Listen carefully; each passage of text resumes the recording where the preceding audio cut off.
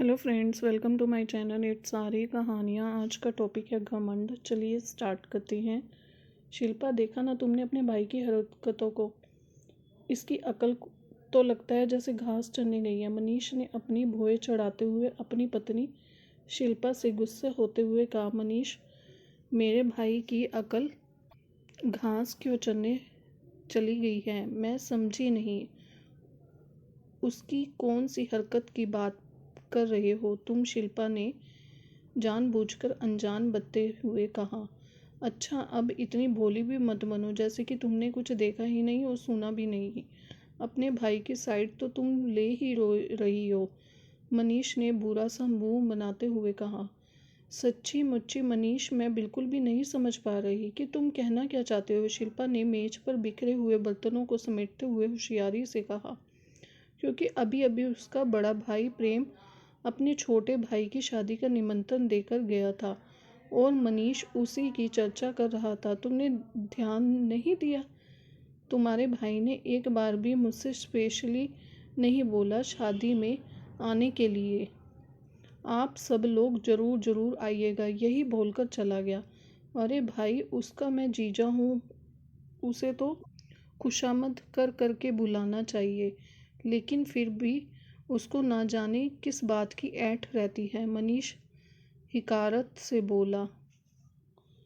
अच्छा जी मनीष, ज़रा एक बात तो बताओ, ऐंठ उसको रहती है या तुमको रहती है? और वैसे भी तुम मेरे मायके जाकर कौन सा सबको खुशियाँ दे देते हो जो वो तुम्हारी खुशामद करे? कोई तो आया है निमंत्रण देने के लिए, तो चले जाना। शिल्पा बड़ी लापरवाही से बोली। मनीष बोला, मैं तो बिल्कुल भी नहीं जाऊंगा। जाए मेरी जूती, मनीष ने कुर्सी पर लेटे लेटे ही अपनी एक टांग को दूसरी टांग पर रखते हुए कहा। कोई बात नहीं मनीष, मैं अकेली ही चली जाऊंगी। मेरे भाई की शादी है, मैं तो जरूर जाऊंगी। शिल्पा अभी भी एक समान समेट ही रही थी। मनीष बोला, मैं जाने दूंगा तभी तो जाओगी।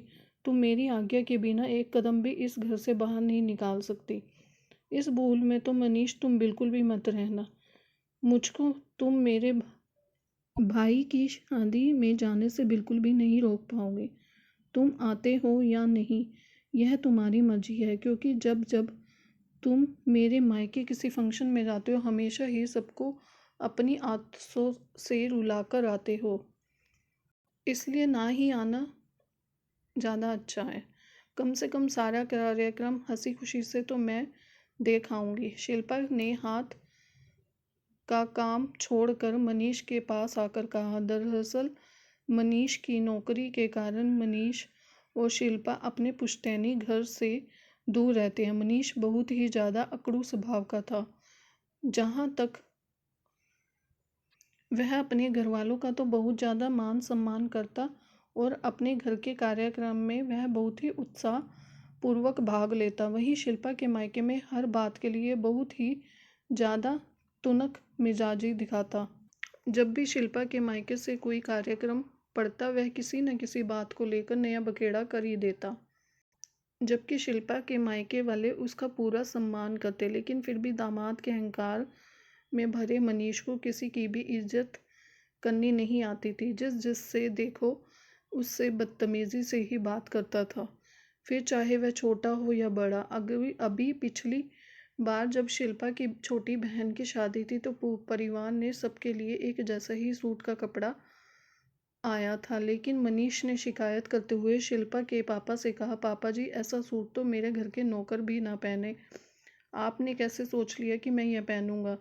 जबकि सूट का कपड़ा बहुत ही अच्छी कंपनी का था। फिर भी शिल्पा के पापा हाथ जोड़कर बोले, दामाद जी, आप परेशान मत होइए, आप अपनी पसंद का कपड़ा ले लीजिएगा, मैं रुपए दे दूंगा। पापा जी, आप मुझको पैसों का अभिमान दिखा रहे हैं। मुझको ना यह कपड़ा चाहिए और ना ही पैसे। और हाँ, शिल्पा को भी यह साड़ी नहीं लेने दूंगा। हम लोगों के पास सब कुछ है, मनीष ने खुद अपने पैसों का अभिमान दिखाते हुए कहा। अरे दामाद जी, कैसी बातें कर रहे हैं? भला मेरी बेटी घर से कोई खाली थोड़ी ना जाएगी। शिल्पा के पापा हाथ जोड़कर खड़े हो गए। चलो शिल्पा, अटैची उठाओ, मैं बाहर गाड़ी में तुम्हारा इंतजार कर रहा हूँ, मनीष ने उठते का उपक्रम किया। अरे नहीं दामाद जी, ऐसे बिल्कुल नहीं जाने दूंगा, ऐसे अच्छा नहीं लगता। शिल्पा और आप ढंग से विदा होंगे, ऐसा थोड़ी ना मैं जाने दूंगा, शिल्पा की मम्मी ने मनीष का हाथ पकड़ते हुए कहा। लेकिन मनीष ने तो किसी की नहीं सुनी।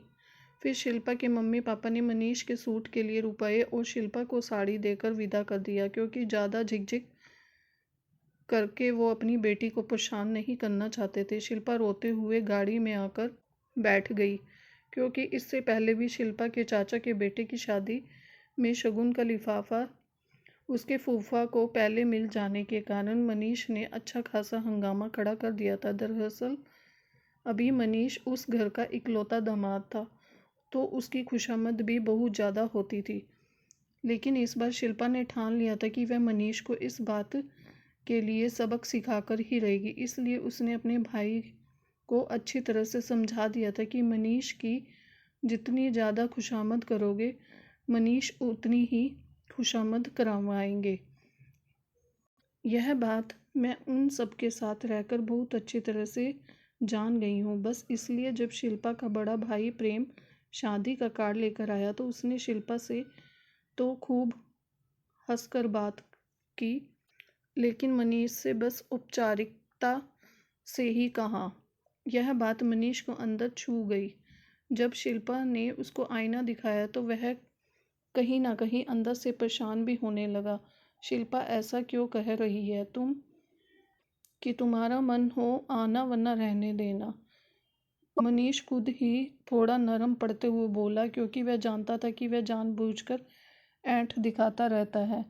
अब अगर मैं ससुराल की शादी में नहीं जाऊंगा तो मेरी भी बदनामी होगी। शिल्पा ने कहा, आपने हर कार्यक्रम में मेरे मायके वालों को परेशान किया, इसलिए यह मर्जी अब तुम्हारी है कि तुम आगे से अपने संबंधों को अच्छी तरह से रखना चाहते हो या नहीं। मनीष ने कहा कि तुमको क्या अच्छा लगेगा ऐसा कि तुम्हारे मायके वाले मेरे साथ ऐसा व्यवहार करें? शिल्पा की आंखों में आंसू आ गए। मनीष को फिर अपनी गलती का एहसास हुआ कि मैं अपने आप को आगे से बदलने की पूरी तरह से कोशिश करूँगा और मैं शादी में भी ज़रूर जाऊँगा। आखिर मेरे छोटे साले की शादी है। Thank you friends for watching this video.